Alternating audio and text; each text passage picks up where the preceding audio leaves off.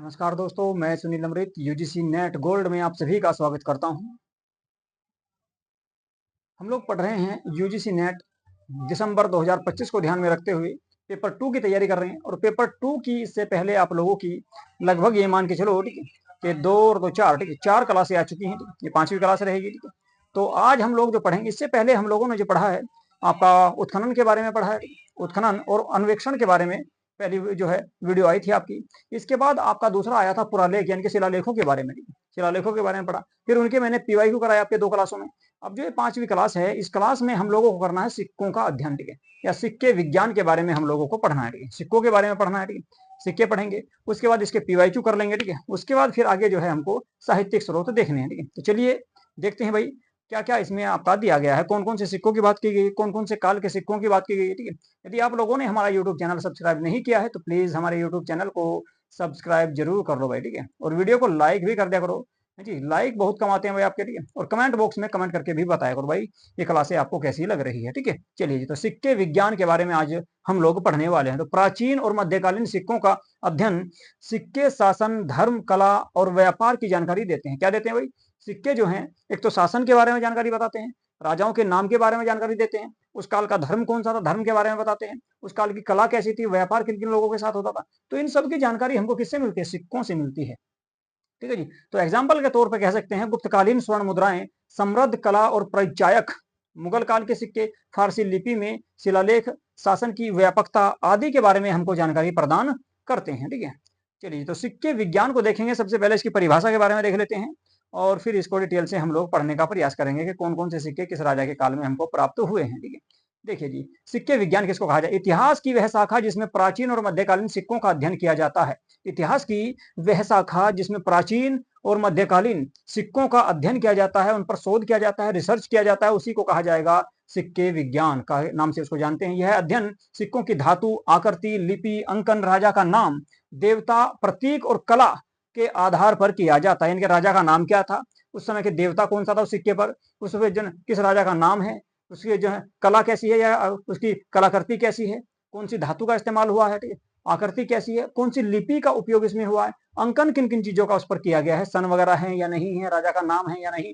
तो ये सब जानकारियां हमको मिलती है किससे? सिक्के विज्ञान से, ठीक है भाई। चलिए जी, तो सिक्कों के माध्यम से प्राप्त जानकारी जो हमको हुई है, कुछ उसमें देख लेते हैं कौन कौन से सिक्कों के बारे में हमको जानकारी मिलती है भाई, ठीक है। चलिए जी, तो सबसे पहले देखेंगे हम लोग क्या सिक्कों के माध्यम से प्राप्त जानकारी क्या क्या हमको प्राप्त होती है। तो धर्म के बारे में, कला के बारे में, व्यापार के बारे में जानकारी हमको मिलती है। तो क्षेत्र दे दिए, एक तरफ जो है आपकी जानकारी दी गई क्षेत्र। तो शासन जो है आपका, इसमें क्या मिलेगा? शासक का नाम मिलेगा, ठीक है। दूसरा उपलब्धियां मिलेगी, क्या क्या उसने करवाया है, कितना उसका क्षेत्र था, उसकी सीमाओं के बारे में, राज्य की सीमाएं कहां तक थी, तो इन सब के बारे में भी जानकारी हमको प्राप्त होती है। तो कुल मिलाकर आपका शासन में कहा जा सकता है क्षेत्र में कि सिक्कों से शासन के बारे में जानकारी मिलती है कि उस समय का राजा कौन था, उसकी उपलब्धियां क्या क्या थी, उसका राज्य कहां तक फैला हुआ था, कितना उसने काम करवाया है, उस सब की जानकारी मिलेगी कहां से? शासन से। धर्म की बात करें तो सिक्कों से हमको धर्म की जानकारी भी मिलती है कि उस काल में कौन कौन से देवी देवताओं के बारे में जानकारी प्राप्त होती है, कौन कौन से लोग जो है कौन कौन से देवी देवताओं को मानते थे, क्योंकि उन्हीं के चित्र का अंकन किया गया है किस पर? उन सिक्कों पर। धार्मिक प्रतीक के रूप में भी माने गए हैं सिक्के, ठीक है। इसके अलावा कला की बात करें तो चित्रांकन, कलात्मक शैली आदि के बारे में प्रमाण हमको यहाँ से प्राप्त होता है। व्यापार की बात करें तो मुद्रा प्रणाली, इसके अलावा अंतरराज्य व्यापार, धातु की गुणवत्ता, किस धातु के बने हैं, तो इन सभी की जानकारी हमको जो है सिक्कों से प्राप्त होती है। एक तो शासन की जानकारी प्राप्त होगी, उस काल के धर्म की जानकारी प्राप्त होगी, उस काल का जो कला था, संस्कृति थी, और व्यापार किस किस लोगों के साथ में होता था या कैसा होता था, इन सब की जानकारी भी हमको इससे मिलती है। तो सबसे पहले जो सिक्के हमको मिले हैं उनके बारे में बात करेंगे भाई। प्राचीन सिक्के, विशेषताएं और उनके एग्जाम्पल के बारे में देख लेते हैं। देखिए, भारत में सबसे पहले जो सिक्कों का इतिहास रहा है वो पंचमार्क सिक्कों का रहा है। सबसे पहले जो सिक्के माने गए हैं वो पंचमार्क सिक्के माने गए हैं। पंचमार्क सिक्के एक ऐसे सिक्के थे जिनको ठप्पा मारकर, ठीक है, या सिक्के की छपाई के बजाय इनको क्या होता था, मोहर मारकर बनाए जाते थे। ठप्पा यानी कि मोहर, पंच मारकर, ठीक है, इनका निर्माण किया जाता था। इन्हीं को आपका पंचमार्क सिक्कों को ही आहत सिक्के भी कहा जाता है। क्या भाई? आहत।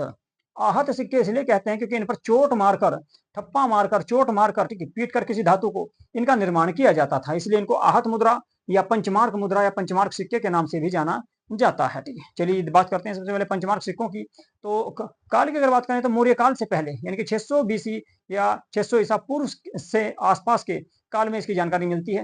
देखो, अगर इसका सटीक आंसर आपसे कभी पूछ ले कि पंचमार्क सिक्के किस काल में देखने को मिलते हैं, तो बुद्ध काल में। ठीक है, बौद्ध काल में। ठीक है, बौद्ध काल, बौद्ध काल, या फिर कहा जा सकता है आपको इसमें हर्यक वंश, हर्यक वंश के समय इन सिक्कों की जानकारी हमको प्राप्त होती है। पंचमार्क जो सिक्के मिलते हैं वे बौद्ध काल में या हर्यक वंश के समय भी। अगर आपको कभी एग्जाम में राजा आ जाए तो अजातशत्रु या बिंदुसार का आपको नाम उसमें देखने को मिलेगा। ठीक है, अजातशत्रु या बिंदुसार का नाम आपको देखने को मिलेगा।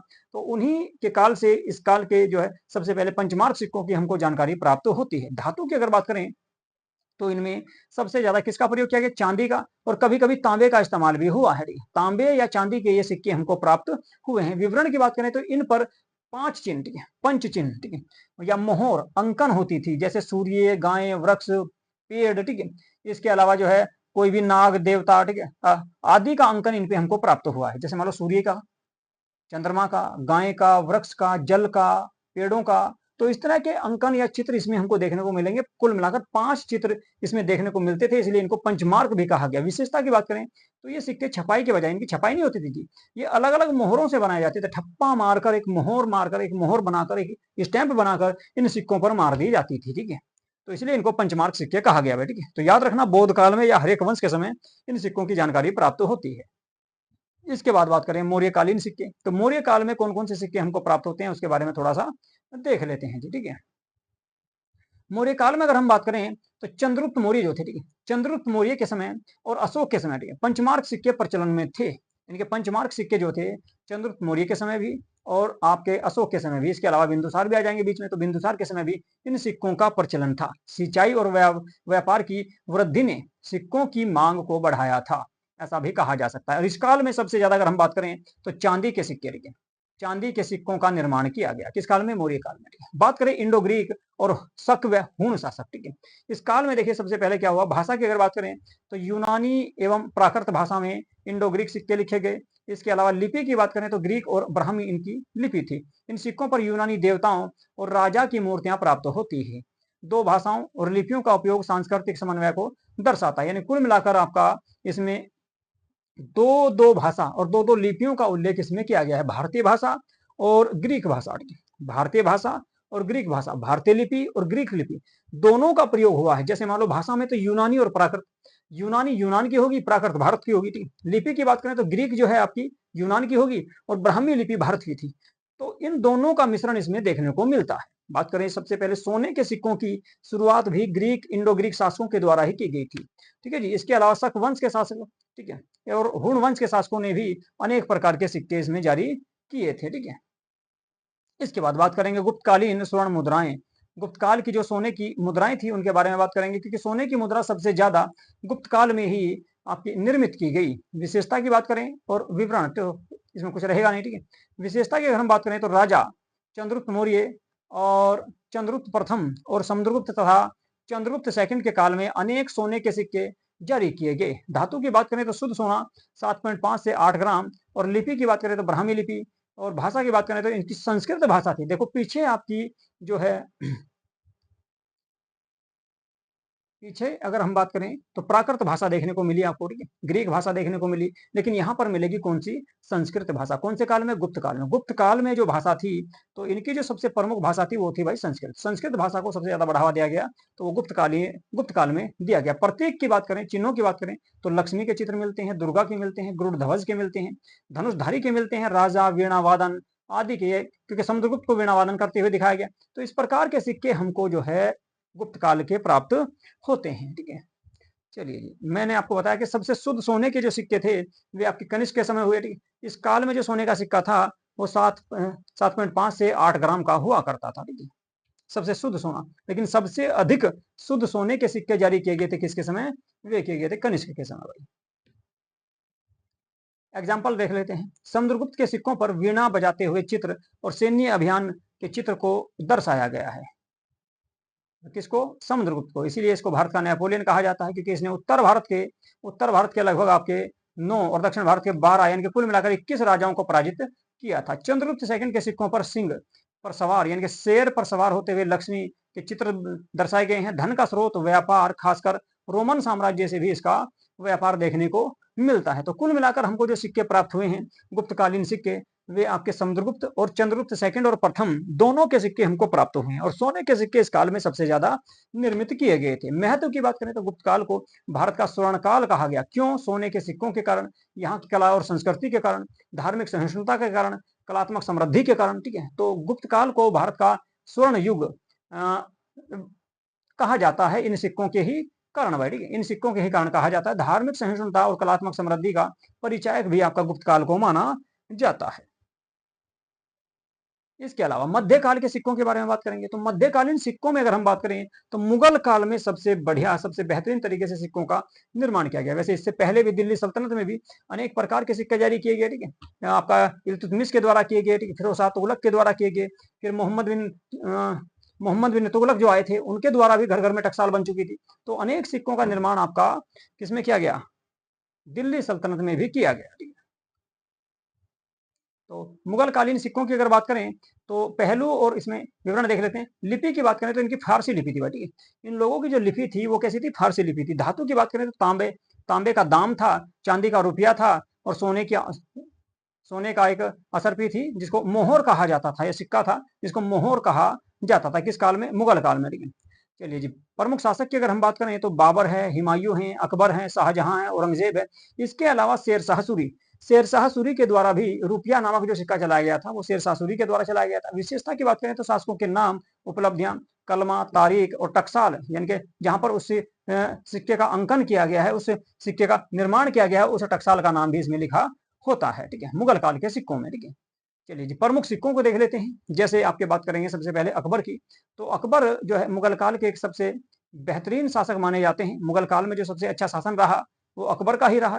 तो अकबर के सिक्कों के बारे में बात करें, दीन ए इलाही से प्रेरित प्रतीक, सूर्य और नवरत्न जैसे सिक्के यहाँ से प्राप्त होते हैं। कुछ सिक्कों में हिंदू देवी देवता राम और सीता के नाम का अंकन भी हमको मिलता है। ठीक है, इसके अलावा इलाही संवत का प्रयोग भी इन सिक्कों में किया गया है। किसके सिक्कों में? अकबर के सिक्कों में। ठीक है, चलिए जी, इसके बाद देखेंगे शाहजहां और औरंगजेब के सिक्के। शाहजहां और औरंगजेब के काल के जो सिक्के आपको देखने को मिलेंगे, देखिए इन सिक्कों के नाम क्या क्या थे वे आपको मैं आपका जो है मुगल काल का जो प्रशासन कराऊंगा उसमें आपको इन सिक्कों के सबके नाम वगैरह में वहां पर लिखवाने वाला हूँ, कराने वाला हूँ आपको। ठीक है, अभी जो है हम लोग केवल इसकी जो है विशेषता के बारे में, स्रोत के बारे में देख रहे हैं। ठीक है, तो इस्लामिक कट्टरता के अनुरूप केवल धार्मिक शिलालेख औरंगजेब के सिक्कों पर चित्रांकन समाप्त हो गया था, क्योंकि औरंगजेब जो है एक आपका धार्मिक कट्टर शासक माना जाता है, इस्लामिक रूप से कट्टर माना जाता है इसको। इसने इस्लाम धर्म को छोड़कर बाकी सभी धर्म के लोगों पर अनेक अत्याचार करवाए। इसलिए इसी कारण इसने क्या करा, सिक्कों पर कलमा लिखवाना, ठीक है, सिक्कों पर कलमा लिखवाना, देवी देवताओं की आकृति बनवानी, सब कुछ बंद करवा दिया और सिंपल तरीके से इसने सिक्के जारी किए। शाहजहां के काल में भी कुछ ऐसा ही रहा, पूरी तरह से नहीं हुआ लेकिन उसके काल में भी इसकी शुरुआत हो चुकी थी। ठीक है भाई, चलिए सिक्कों से प्राप्त ऐतिहासिक जानकारी के बारे में थोड़ा सा सारांश देख लेते हैं। इसके बारे में क्या क्या जानकारी हमको प्राप्त होती है, चलिए इसको देख लेते हैं थोड़ा सा। देखिए शासन, तो शासन के बारे में जानकारी मिलती है, यानी कि शासकों के नाम और उपलब्धियां मिलती हैं। मध्यकाल में मुगल सत्ता का प्रचार और फारसी लिपि आदि के बारे में जानकारी मिलती है। इसके अलावा बात करें धर्म की जानकारी में, बौद्ध धर्म और प्रतीक, ठीक है, हिंदू धर्म, बौद्ध धर्म के इसमें प्रतीक हमको जैन धर्म के प्रतीक दिखाई देते हैं प्राचीन काल में। जबकि बात करें मध्यकालीन भारत में इस्लामिक प्रतीक और शिलालेख हमको प्राप्त होते हैं। व्यापार की बात करें तो विदेशी व्यापार का प्रमाण मिलता है और भारतीय उपमहाद्वीप में आर्थिक केंद्रीकरण की जानकारी हमको मध्यकाल में देखने को मिलती है। कला की बात करें तो प्राचीन काल में चित्रकारी और शिल्प कला की जानकारी मिलती है, और जबकि मध्यकालीन भारत में अगर हम बात करें मुगल काल में तो इस्लामिक कैलीग्राफी या कलाकारी की हमको जानकारी इसमें देखने को मिल जाती है। ठीक है, निष्कर्ष, अगर हम निष्कर्ष पर पहुंचे तो सिक्के इतिहास के मूक साक्षी होते हैं। मूक साक्षी यानी कि जो बोल नहीं सकते, ऐसे गवाह होते हैं ये जो बोल नहीं सकते। मूक साक्षी उनको कहा जाता है जो बोल नहीं सकते। ठीक है, मूक साक्षी होते हैं सिक्के, ठीक है, यानी कि बिना बोले उस काल की गवाही ये देते हैं। वे न केवल शासकों की पहचान कराते हैं बल्कि उस समय की आर्थिक, धार्मिक, सांस्कृतिक दशा को भी उजागर करते हैं। गुप्तकालीन स्वर्ण मुद्राएं भारतीय कला और समृद्धि का शिखर दर्शाती हैं, जबकि मुगल सिक्के मध्यकालीन सत्ता और प्रशासनिक संरचना का सशक्त उदाहरण देते हैं। तो कुल मिलाकर अगर बात करें गुप्त काल में सोने के सिक्कों के बारे में, उस काल की संस्कृति, कला, ठीक है, और वहाँ का समाज कैसा था इस बात की जानकारी देता है। जबकि मुगल काल के जो सिक्के हैं, तो प्रशासन कैसा था, जो है प्रशासन की संरचना कितनी सशक्त थी, कितनी मजबूत थी, इस बात की जानकारी मिलती है। और मध्यकालीन भारत में सत्ता कैसी थी, ठीक है, धर्म कैसा था, उस काल की जानकारी भी हमको इन सिक्कों से प्राप्त होती है। ठीक है, तो भाई ये था आपका भाई सिक्कों वाला टॉपिक। तो सिक्कों से संबंधित ये चीजें थी आपकी। बाकी जितने भी सिक्के आएंगे, जिस तरह से इतिहास हम धीरे धीरे पढ़ते रहेंगे, जैसे मान लो सबसे पहले हम लोग जो है आपका क्या पढ़ेंगे, ठीक है, प्राचीन भारत पढ़ेंगे। तो प्राचीन भारत में जितने भी सिक्के थे, जिस जिस राजाओं के सिक्के आए, उन राजाओं के साथ साथ में इनमें मेंशन करता रहूंगा। इसके अलावा जैसे मान लो दिल्ली सल्तनत आएगा तो दिल्ली सल्तनत के सिक्के शामिल किए जाएंगे। फिर आपका मध्यकालीन आएगा तो मध्यकालीन सिक्के जो है उसमें सम्मिलित किए जाएंगे। इसके अलावा फिर आपका शिवाजी का शासन आएगा, यानी कि मराठा साम्राज्य आएगा तो मराठों के सिक्के उसमें शामिल कर लिए जाएंगे। ठीक है, इसके अलावा फिर आप अगर हम बात करें, विजयनगर साम्राज्य रहेगा तो विजयनगर साम्राज्य का जो गरुड़ सिक्का था, ठीक है, वो शामिल रहेगा। तो कुल मिलाकर आपका जिस तरह से इतिहास की क्लासें होती रहेंगी यूनिट वाइज, तो उसी में मैं आपको इनके सिक्के, उस काल के जो शिलालेख हैं, अभिलेख हैं, उनको उसी के साथ साथ में दर्शाता रहूंगा। ठीक है, चलिए जी, तो आज की क्लास को करेंगे यहीं पे समाप्त। यदि आप लोगों को ये क्लासें अच्छी लग रही हैं और समझ में आ रहा है, ठीक, प्लीज हमारी क्लासों को जो है, इन क्लासों को लाइक और जो है शेयर जरूर कर दिया करो। ठीक है, और यदि आप लोगों ने हमारे यूट्यूब चैनल को सब्सक्राइब नहीं किया है तो प्लीज हमारे यूट्यूब चैनल को सब्सक्राइब अवश्य कर लो और वीडियो को लाइक तथा शेयर तो जरूर कर दिया करो। ठीक है, चलिए जी, नमस्कार।